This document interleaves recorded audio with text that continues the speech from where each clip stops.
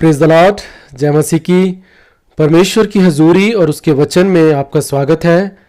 भजन संहिता 119 130 में यूं लिखा है कि तेरी बातों के खुलने से प्रकाश होता है और उससे तेरे लोग समझ प्राप्त करते हैं। आज मैं ये दुआ करता हूं कि आज प्रभु तेरी बातों के खुलने से तेरे बच्चों के जीवन में प्रकाश आने पाए। मैं ये विश्वास करता हूं कि आज जो समय हम साथ बिताने वाले हैं ये हम सब के लिए आशीष और बरकत का समय होगा। हम ये दुआ करते हैं प्रभु कि एक बार फिर तेरी मर्जी हमारे जीवन में पूरी हो, सब चीजों में तू बढ़े और हम घटे, यीशु के नाम से आमीन। परमेश्वर का वचन आज हम पढ़ेंगे लूका की पुस्तक, उसका पहला अध्याय 38वें वचन से 41वें वचन तक पढ़ेंगे। मरियम ने कहा, देख मैं प्रभु की दासी हूं, मुझे तेरे वचन के अनुसार हो।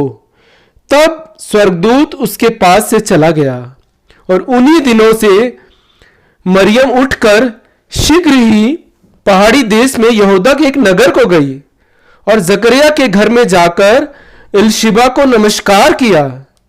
41वें वचन में आगे लिखा है, ज्यों ही एलिशिबा ने मरियम का नमस्कार सुना त्यों ही बच्चा उसके पेट में से उछला। यहां हम क्या देखते हैं?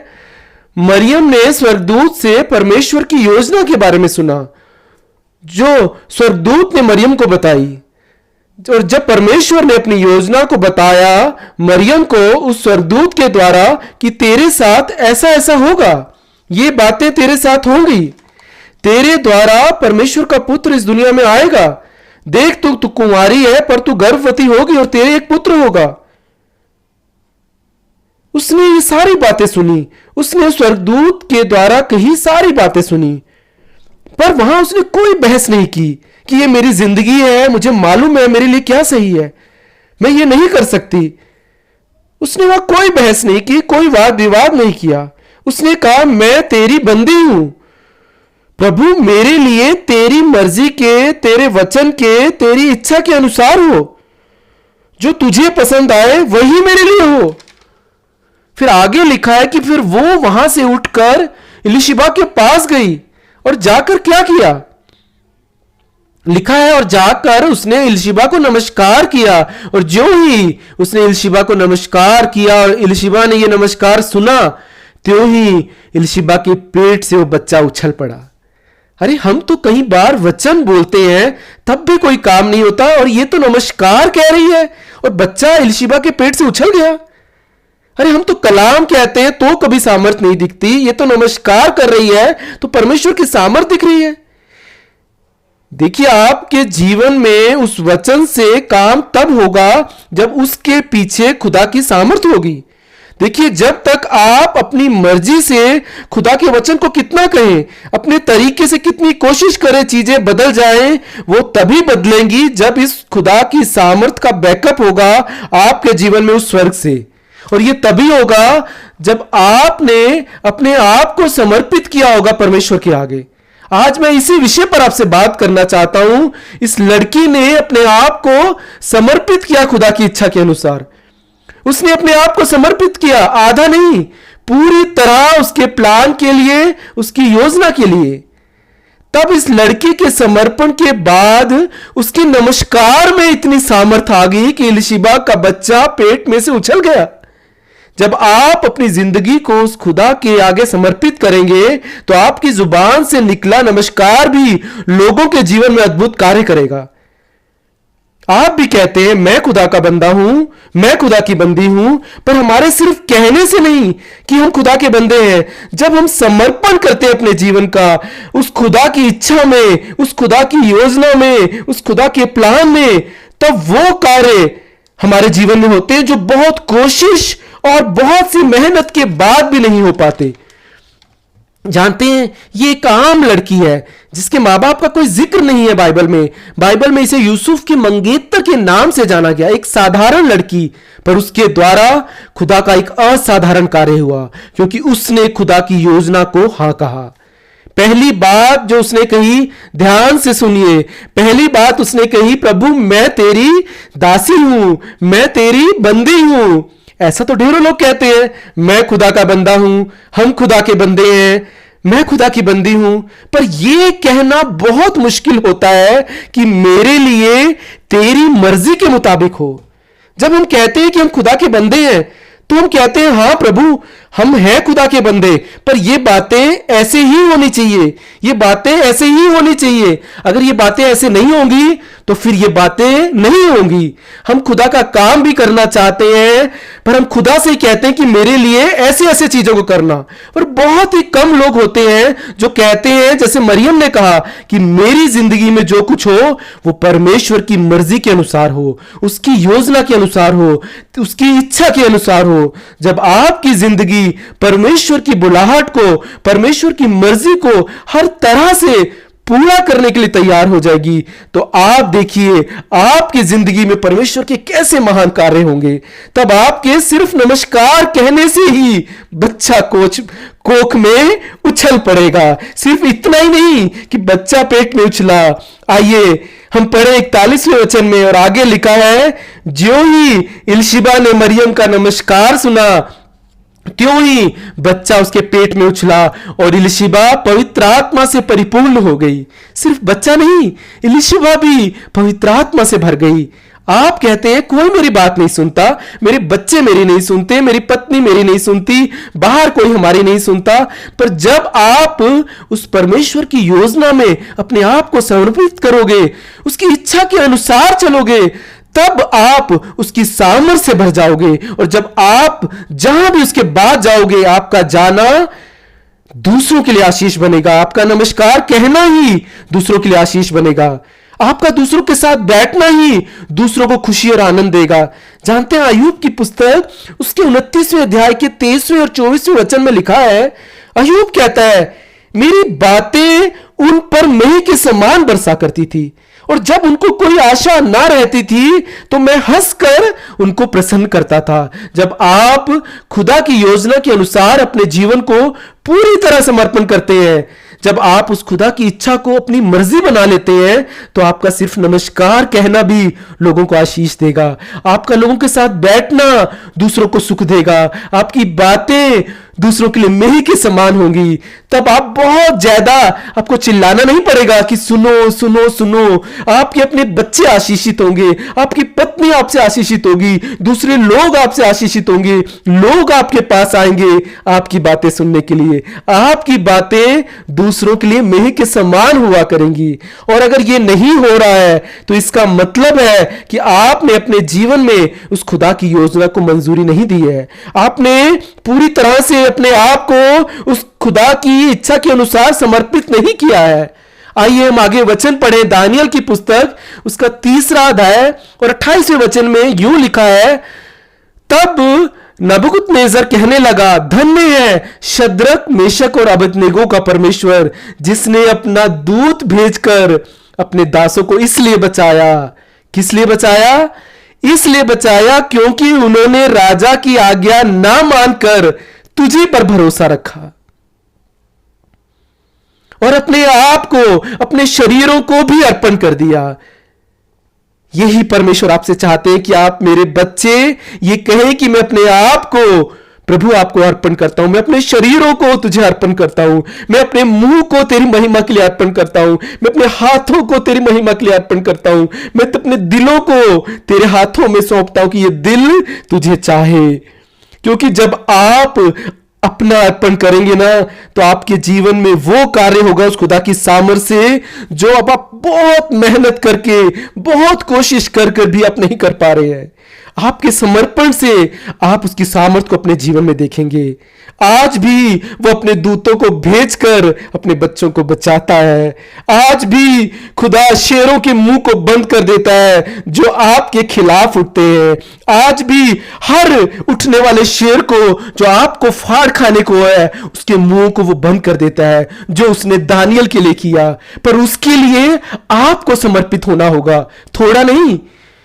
क्योंकि दानियल ने, बाइबल में कहा है कि दानियल ने तो अपने मन में यह ठान लिया था कि मैं राजा का भोजन खाकर खुद को अपवित्र नहीं करूंगा। जब दानियल ने अपने मन में यह ठान लिया कि मैं ये भोजन नहीं खाऊंगा, तो उस खुदा ने उसे खुलेआम रिवार्ड किया। इसलिए परमेश्वर ने उसे शेरों के मुंह को बांध दिया दानियल के लिए। अगर आप चाहते हैं कि आपके जीवन के खिलाफ उठने वाले हर शेर का, हर तूफान का मुंह परमेश्वर बांध दे, तो आपको भी दानियल की तरह पूरा कमिटमेंट करना सीखना होगा। आपको अपने जीवन में गलत को ना कहना सीखना होगा। आइए हम एस्तर की किताब से आज ये वचन पढ़ें। एस्तर की किताब, उसका 5वां अध्याय, 2 और 3 हम वचन पढ़ेंगे। और जब राजा ने एस्तर रानी को आंगन में खड़े हुए देखा, तब उसने प्रसन्न होकर सोने का राजदंड जो उसके हाथ में था उसकी ओर बढ़ाया, जबकि यह फरमान था कि राजा की आज्ञा के बिना अगर कोई भी भीतरी आंगन में प्रवेश करे तो वो मार डाला जाए। पर यहां लिखा है, जब राजा ने रानी एस्तर की ओर देखा तो वो प्रसन्न हो गया और सोने का राजदंड जो उसके हाथ में था उसने रानी की ओर बढ़ाया। और आगे लिखा है, तब एस्तर रानी ने निकट आकर राजदंड की नोक को छुआ। तब राजा ने उससे पूछा, हे एस्तर रानी, तुझे क्या चाहिए? राजा ने कहा, बोल रानी एस्तर, तुझे क्या चाहिए? रानी एस्तर, बोल, तू क्या मांगती है? मांग और आज मैं तुझे आधा राज्य तक दे दूंगा। ऐसा क्यों हुआ? एक मामूली स्त्री जो राजा की जाति की भी नहीं है, उससे राजा इतना खुश हो गया कि जिसने सारे नियम तोड़ दिए थे उसकी और सुनहरा राजदंड बढ़ा दिया। और कहता है कि मांग एस्तर, तू क्या मांगती है? अगर तू कहे तो आज मैं आधा राज्य तुझे दे दूं। आप सोचते होंगे, मेरी जिंदगी में तो खुदा ने कभी नहीं कहा कि तू क्या मांगती है, तुझे क्या चाहिए। जानते, आपको लगता होगा कि एस्तर से राजा खुश हो गया, इसलिए वो ये कह रहा है कि मांग रानी एस्तर, तुझे क्या चाहिए, मैं तुझे आधा राज्य दे दूंगा। पर जानते हैं कारण क्या था? जब मोर्दके ने एस्तर को दुहाई लगाई कि यहूदियों का विनाश होने वाला है, तू राजा के पास जाकर विनती कर। जानते हैं, एस्तर ने यह ठान लिया, सारे डर के बावजूद, कि मुझे राजा के सामने जाना है। उसके लिए खतरा हो सकता था। जानते हैं, उसने कहा, मैं उपवास करूंगी और तुम भी उपवास करो, और ऐसी ही दशा में मैं नियम के विरुद्ध राजा के पास भीतर जाऊंगी। और यदि मैं मर गई तो मैं मर गई, यदि मैं नष्ट हो गई तो हो गई। इसे कहते हैं संपूर्ण समर्पण। वह एस्तर राजा के भवन के भीतरी आंगन में गई, एक निर्णय लेकर गई कि आज अगर मैं मर जाऊं तो मैं मर जाऊंगी, मुझे कोई परवाह नहीं, पर मैं जाऊंगी, मैं खड़ी होंगी। हम भी कई बार कहते हैं, हम इससे ज्यादा खड़े नहीं हो सकते, इससे ज्यादा मजबूती से हम खड़े नहीं हो सकते। पता है, इससे ज्यादा मजबूती से मैं खड़ा हो तो मेरे लिए खतरा हो सकता है, मेरी अपनी पोजीशन को खतरा हो सकता है। और अगर मुझे मेरे पद से भी हटा दिया गया तो मुझे इससे ज्यादा मैं नहीं बोल सकता।